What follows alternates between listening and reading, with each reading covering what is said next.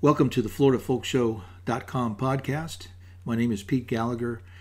Tim Valley and I are here today to have a little discussion about my book that just came out, The Legends of the Seminoles.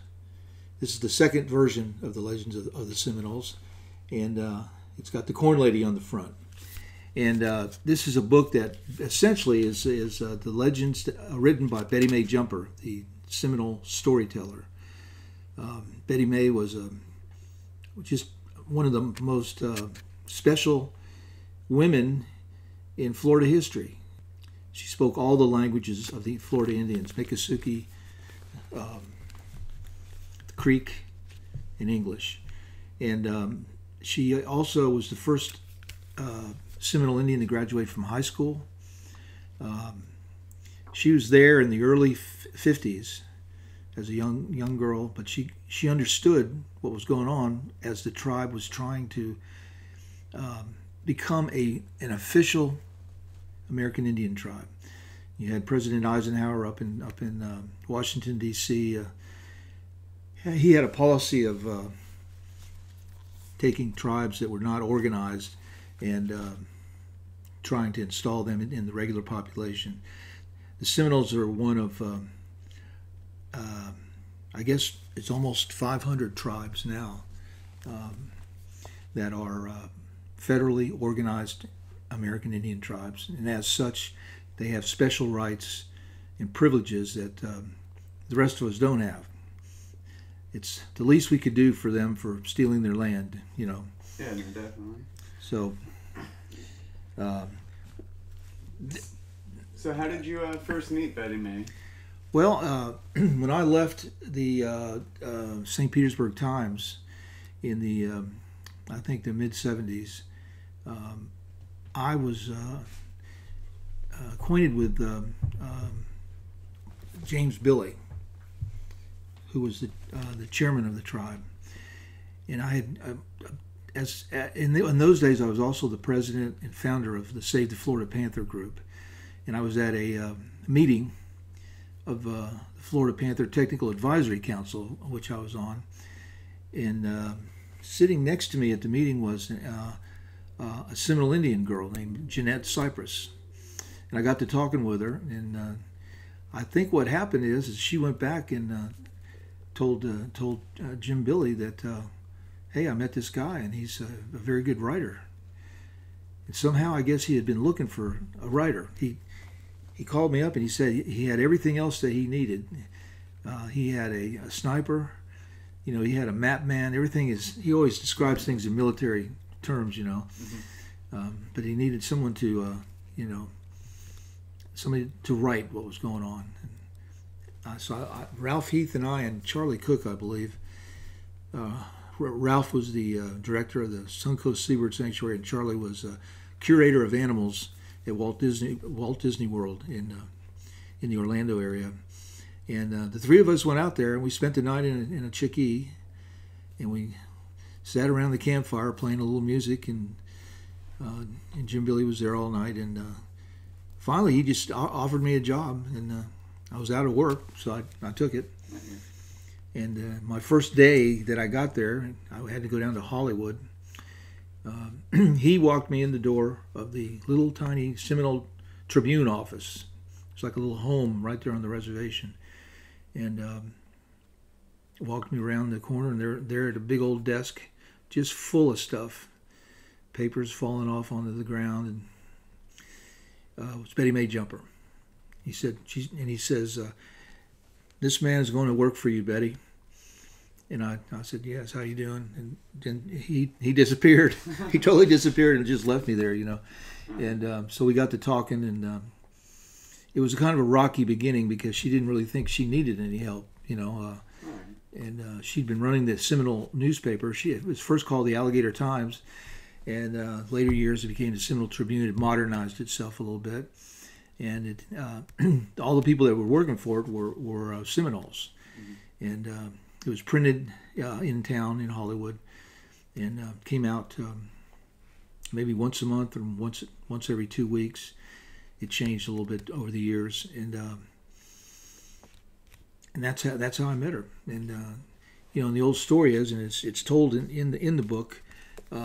The first book was called Legends of the Seminoles also, and it had a picture of the rabbit and the lion on the front page, put out by Pineapple Press. The second book, the one that has just come out now, is also called Legends of the Seminole, but it has the corn lady, the lady scraping corn off of her legs on the cover. And the first one, I was sitting there in her office one day, and I noticed a slip of paper that had words written on it. It was pushed under one of the legs of her desk, wadded up to keep the desk level. Yeah. And I just lifted it up a little bit and I pulled it out. It was a full length. It was like almost like a poem. And I said, Betty, what is this? Oh my God, I've been looking for that. This type of thing. And pretty soon, I found a whole bunch of things on the floor and on the office and everything. And finally, the idea came up to these things need to be preserved. Yeah. Those legends were handed down for over the eons by storytellers, and it was all oral, and so that's what we did. And her son, Moses Jumper Jr., his nickname was Big Shot. That's what they called him when he was a little boy, and it just stuck with him his whole life. But he was an athlete and a cowboy, and he was also the poet laureate of the Seminole Indians. Right, a really fine poet. And so he wrote a poem about his mother for the second book. James Billie he's also in both books telling the story of how the world started, according to the Seminoles. A big egg, and the bird poked a hole in the egg, and a panther walked out first, and all the clans came out of that egg. And that's how things began. It's quite a colorful story. And of course, Betty told that same story, and pretty soon she was invited to a lot of events, storytelling events, and of course she could speak English, so she could go to these events, and that's how life was. And of course, once we left, James Billie and I both left. We didn't ask to be asked to leave. We were told to leave. They had a little coup on the reservation, got rid of almost all the non-Indian people, and of course him too. And then he came back in again, won re-election about 10 or 11 years later, and of course Betty Mae was still around, but she was ill. And she called me, I just went back and resumed what I was doing before with the Seminole Tribune, special projects. And she called me to her house, and I came up to her house and went inside the door, and she was all looked like she was just covered with blankets and stuff, and she reached out and handed me a folder, and inside the folder were scraps of paper, napkins, yellow paper, white paper, in which obviously she had written more poems and stories and legends. And I said, Betty, are these? She goes, go make another book. Real harsh, and then turned away from me. And I was like, and then she turned back around laughing uproariously. You rarely saw Betty Mae Jumper laugh, and it's just, and I laughed too, and I could just see what she was doing. And so she died. So part of the foreword in the introduction I wrote for the second book tells about the day of her funeral, and how a group of robins suddenly flew over, landed around James Billie at his house, and he knew that meant that she had died. Somehow that told him. He's a member of the Bird Clan, the Little Bird Clan, and she was a member of the Snake Clan.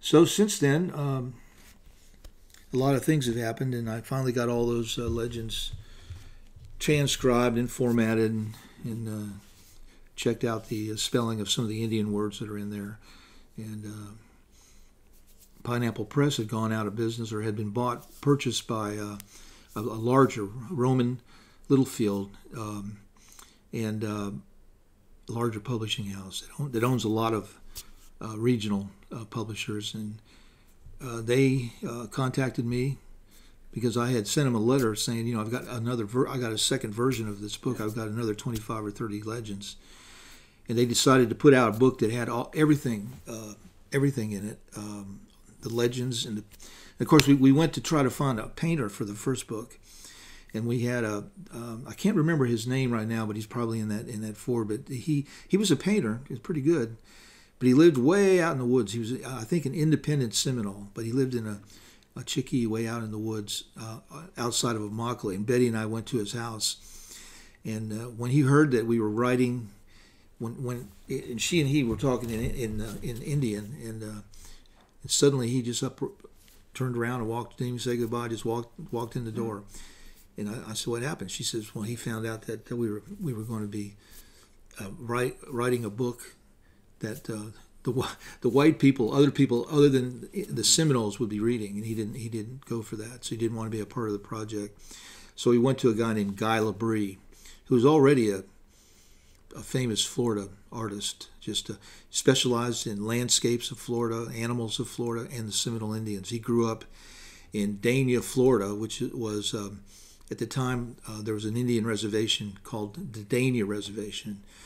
That same reservation though is called Hollywood now, and Hollywood and Dania are very close to each other. And he went to they were going to school by this time, and when he was young, he went to school with them. He became friends with them. They would take him to their house around the campfire, and he would take them over to his house where they could take a shower because they didn't have running water or anything on the Dania Reservation. And so he got to know them all real well, and so it was suggested to me to talk to him. And so I met him, and he said, yeah, that he would do it. He would do a painting for every legend. And wow, he did a fantastic job. I think the Seminole Tribe purchased all the originals, and it's up on one of the walls of the Seminole Museum in Big Cypress. The lion, the rabbit, all of them. And when the day that I saw him, Guy and his wife Pat, I believe, were living in a double-wide trailer outside Arcadia, where he had his easel and his palette, and that palette was like huge. He never cleaned it off. He had every color in the world on there, and he could just get it off, Man, I couldn't hardly. I lost my breath, man, when I saw all these paintings. They had them in little frames leaning up against the couches and the chairs all over their house. So, wow, so we took them, and they were sent off and made into beautiful color paintings. The second book, when it came time to find a painter for that, we decided that we would go back to Pat LaBree, say, what else does Guy have? Does he have anything that? And we sent her copies of the legends, and she went into a lot of his original work, and she knew people that had paintings, that had purchased paintings from Guy. She kept good records about where all his paintings went, and she tried to match up as well as she could, and then we just used some of the scenes. If she didn't have one for a certain legend, we would use a Seminole scene. Life on the reservation, a hunter on a horse or something like that, and so they were very happy with that. And here's Guy LaBree again, his years after he died, putting on another book. So I'm really proud of this work, and I think it did save the legends. I'm glad it finally got completed. What I found when I was just researching legends, the rabbit, for example, is always a mischievous character, not to be trusted guy. In whether you're reading legends about from Africa or from other Indian tribes, and the the animals all talk. Mm-hmm. In fact, some of the legends start out way back when the animals could talk, and there was the stories they taught, especially the ones Betty Mae Jumper. The stories that they were actually educational experiences. Owls were evil. Mm-hmm. You'd hear them at night. Owl would be hooting at night. Don't go near that owl. He'll pick you up and take you away. That's a way of keeping the young little kid from absolutely going away from the campfire at night, because danger they're out really there. Yeah. bears and panthers out there, and snakes and everything else, and so the every animal has a distinct personality, and there's a lot of old witches or old men. Mm-hmm. And what they wanted to do, but more than anything else, was grab young children and take them away, and or the little peoples is one of my favorites. Is if you look really close at one of those old oak trees, and you start to imagine you see little people on the tree everywhere. And so the guy had a painting with that. Yeah. Look, you got away from the painting, you couldn't really see him, but you got close to him, you see a lot of people all up and down the bark. So it's and it did teach. I mean, it does teach the lessons. Some of the lessons are just like you'd see in famous Brer Rabbit stories that were done by the English and the Americans. And it's very doubtful that she copied these things. These are legends that her grandmother told her, and she had a great memory, and she always remembered that what they were. And she continued. When I first knew her, she would go out there and get the little kids around and tell stories. Whenever an event was done, there would be a storytelling segment to it where she would be up there and even little kids that were not Indians, and she'd tell them the rules. At the end of every story, you spat. You had to spit. So which they loved that. They were being legally allowed to do something they weren't supposed to do, because it was the end of a story. So I guess she was a half-breed. I think her other family came and actually visited her several times, and they were French. And I can't remember the circumstances of how they got together, and James Billie also. But she's the one that saved James Billie's life, because back when he was born, I think he was born in 1944, I think, and even that long into the 20th century, they were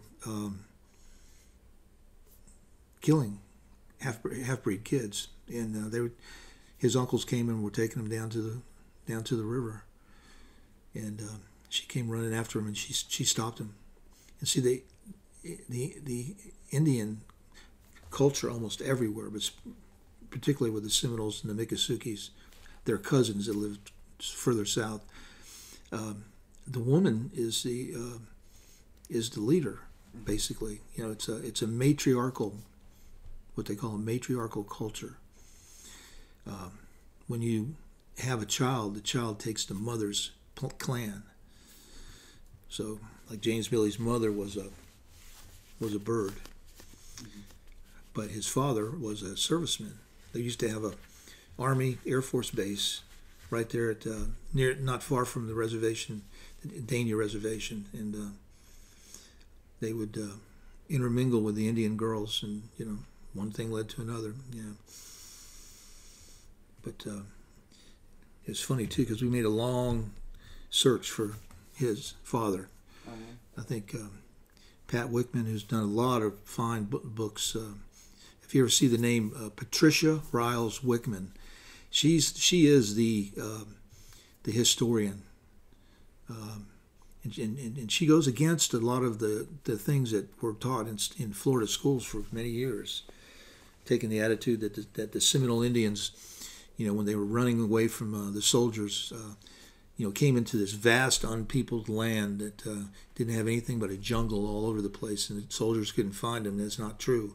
There were already Indians here, and the Seminoles are the direct descendants of the Timucuans and the Yamasee and all the Calusa. And there's a lot of proof of that, especially in the way they make their canoes and that sort of thing. But their heritage goes back all the way to the primitive people of Florida. And it's true, they were coming from places that were generally Creek, Alabama, Cherokee. Indians were running all over the place because the soldiers were being told, get them out of here, bring them out to reservations out west. In fact, a big group of them went out there and were given a reservation in Oklahoma. So the Oklahoma Seminole Nation is out there. And they're direct relatives of the Seminoles, and some of them, I think, some of these clans are the same.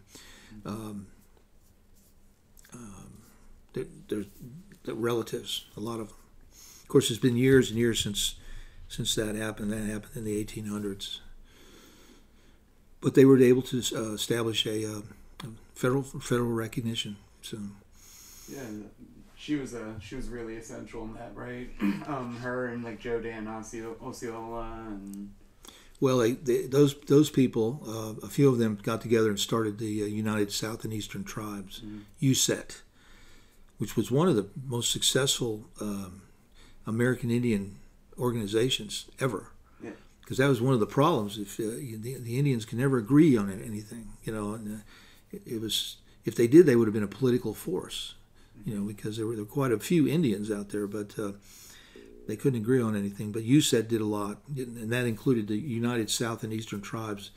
All the tribes from Texas, all the way up to the East Coast of Florida, way up to the Penobscot and the ones in Connecticut. I can't think of the name, but well, I'll think of it in a minute. And they used to meet all the time. I'd go to the meetings, and they would have them on their particular reservation. In fact, if you go to the USET headquarters, were in Nashville, because it was kind of the center of everything. And they have a little park right behind that. And each tribe has built in this park, as you walk through, an actual replica of their typical house. Nice. So there's a Seminole chickee there that James Billie built, and we were so surprised when we went there, he and I, and we came upon that chickee, and the leaves were still green, because of they don't have the humidity in Nashville that we have down here. They turn them brown and brittle. They looked almost as good as new, and they've been 15 or 20 years, and those things really don't last. You have to thatch them, I think, once every 10 years, But but then you'd have the cave type huts that they built out west, and really colorful little park there. But like I say, if people are interested in getting the legends of the Seminoles, you can anywhere books are sold. I'll make sure to put up a link where people can find it online and everything. Yeah. Okay, you're going to put a link with this, all right. And it's already available in Amazon, BarnesandNoble.com.